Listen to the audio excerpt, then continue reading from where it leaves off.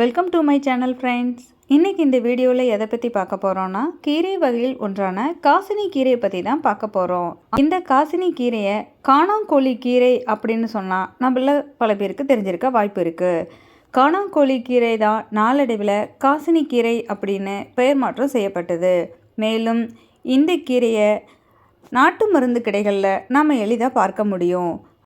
காசினி கீரை உடலில் உள்ள எல்லா விதமான நோயும் குணப்படுத்தும் அற்புத ஆற்றலை கொண்டு இருக்கிறதுனால இதை பெண்களின் வரப்பிரசாத கீரை அப்படின்னும் சொல்லலாம். மேலும் கடவுளின் கீரை, கடவுளின் வரம் என்னவும் இந்த கீரையை அழைக்கிறாங்க. வட ஆற்காடு மாவட்டத்தில் இந்த கீரையை போண்டாக்கு பிரபலமாக பயன்படுத்துறதுனால இந்த கீரையை போண்டா கீரை அப்படின்னு பெயர் பெற்றதுன்னு சொல்லலாம். இலை, வேர், பொடி போன்ற பல வகையில் இதை நம்ம மருத்துவத்திற்கு பயன்படுத்தப்படுது. இந்த காசினி கீரை இலை மற்றும் பொடிகளை பானத்திற்கு தேநீருக்கு பதிலாகவும் பருகலாம். கிட்னி கல்லை வெளியேற்றும் தங்க மூலிகை அப்படின்னும் இது அழைக்கப்படுது. அடிக்கடி உணவில் சேர்க்க தீராத நோயும் தீரும். கீரையில் பல வகை இருப்பினும் ஒரு குறிப்பிட்ட காலத்திற்கு மட்டுமே கிடைக்கும் வகையை சார்ந்தது இந்த காசினி கீரை.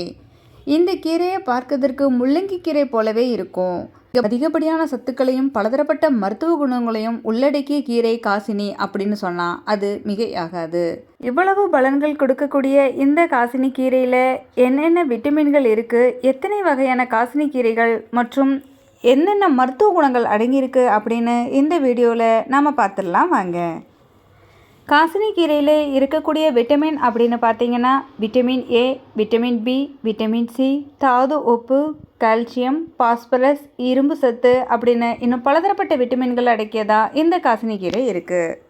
காசினி கீரையின் வகைகள் அப்படின்னு பார்த்தீங்கன்னா கொம்பு காசினி கீரை, சீமை காசினி கீரை, பேர் காசினி கீரை, சல்லடு காசினி கீரை, காணாங்கோழி கீரை அப்படின்னு பல வகைப்பட்ட காசினி கீரைகளை நம்மளால் பார்க்க முடியுது. காசினி கீரை பயிரிடப்படும் இடம்னு பார்த்தீங்கன்னா இந்தியா, துருக்கி, ஆப்கானிஸ்தான், சீனா, தென் அமெரிக்கா, தென் ஆப்பிரிக்கா, ஆஸ்திரேலியா, ஐரோப்பா.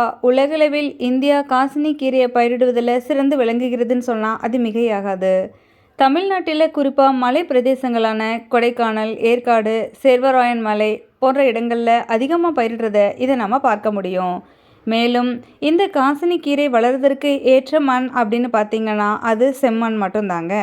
காசினி கீரை வேர் டிகிரி காப்பி தயாரிக்கிறதுக்கும் பயன்படுறது அப்படிங்கிறது உங்களில் எத்தனை பேருக்கு தெரியும்னு சொல்லுங்கள் பார்க்கலாம்.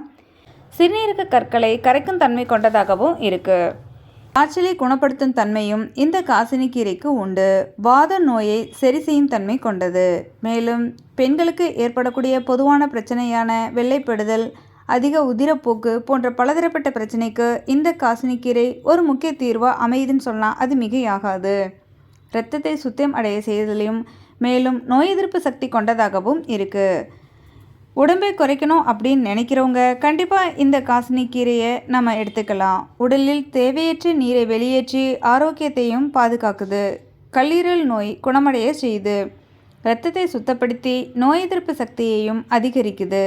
மேலும் கல்லீரல், இதயம், சிறுநீரகம் போன்ற பலதரப்பட்ட பிரச்சனையிலிருந்து காப்பாற்றி நம்ம உடலை பாதுகாப்பாக வச்சுக்குது.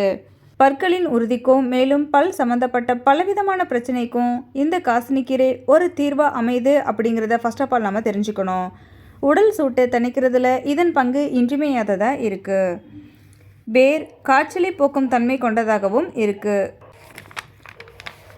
தேவையற்ற கொழுப்பை நீக்கி இதயத்தை பாதுகாப்பதில் முக்கியத்துவம் கொடுக்குதுன்னு சொன்னால் அது மிகையாகாது. இது மட்டும் இல்லாது காசினி கீரையில் இருக்கக்கூடிய கால்சிய சத்தானது பற்கள் உறுதிப்பட செயல்பட ரொம்பவே உறுதுணை புரியுது. மேலும் உடலில் அதிகமாக உற்பத்தியாகும் யூரிக் அமிலத்தை கட்டுப்படுத்தி உடல் வலியை போக்குறதுல இதன் பங்கு இன்றியமையாததாக இருக்குது. இவ்வளவு பலன்கள் கொடுக்கக்கூடிய இந்த காசினி கீரையை இது வரைக்கும் நீங்கள் தெரிஞ்சுக்காமல் இருந்தாலும் இனிமேல் இந்த கீரையின் முக்கியத்துவம் தெரிஞ்சுக்கிட்டு வாரத்தில் ஒரு முறையாவது இந்த கீரையை எடுத்து நீங்கள் வளமோடு வாழணும்னு இந்த வீடியோ மூலமாக நான் உங்ககிட்ட கேட்டுக்கிறேன். This video is sponsored by mod e shopping. Thank you.